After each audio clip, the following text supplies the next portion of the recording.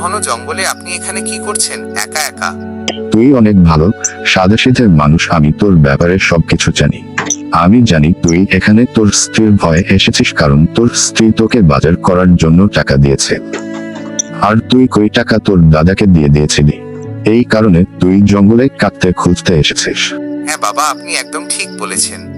তাহলে তো আপনি আমার সমস্যার কথা জানেন। আমার স্ত্রী বলে গ্রামের সবাই আমার সরলতার সুযোগ নিয়ে আমাকে দিয়ে সব কাজ করিয়ে নেয়। সাধু বাবা, এই কথা কি ঠিক যে সবাই আমাকে যে ওদের কাজ করিয়ে নেয়? হ্যাঁ রাহুল বাবা, গ্রামের সবাই তোর আর তোর দাদা সবাই তোর ভালো মানুষের সুযোগ নিয়ে ওরা সবাই তোকে দিয়ে কাজ করিয়ে নেয়। কিন্তু তুই চিন্তা করিস না, আমি তোকে কিছু বীজ দেব, আর তুই বীজগুলো জমিতে দিয়ে দিবি, আর ওই বীজ থেকে দাদুর ফসল তৈরি হবে। ঠিক আছে সাধু বাবা, ধন্যবাদ আপনাকে। শোনো, আজ সকাল সকাল উঠতে হবে। আমরা দুজন মিলে জমিতে গিয়ে জমিটা প্রথমে আলগা করে নিব, তারপর এই বীজগুলো লাগাতে হবে। গিনি, আজ ডাল ভাত খুব ভালো হয়েছে।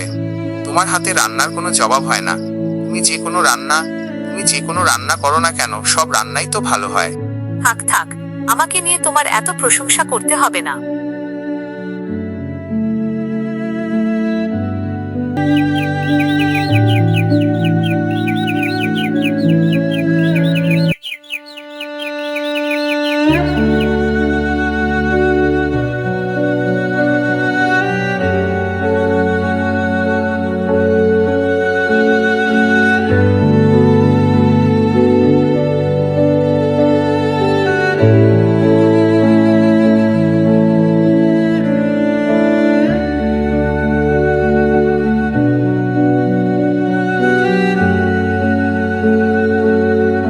আরে সত্যিই তো এটা জাদুর ফসল।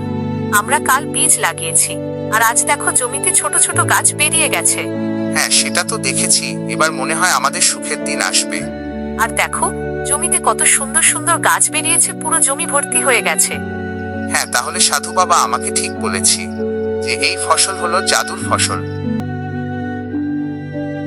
দেখো গিন্নি, আর কিছুদিন পর আমাদের ফসল তুলতে হবে। ধান যে পাকতে শুরু করেছে। হ্যাঁ, তুমি ঠিকই বলেছ। এবার সবার থেকে আমাদের জমির ফসল সব থেকে সুন্দর হয়েছে।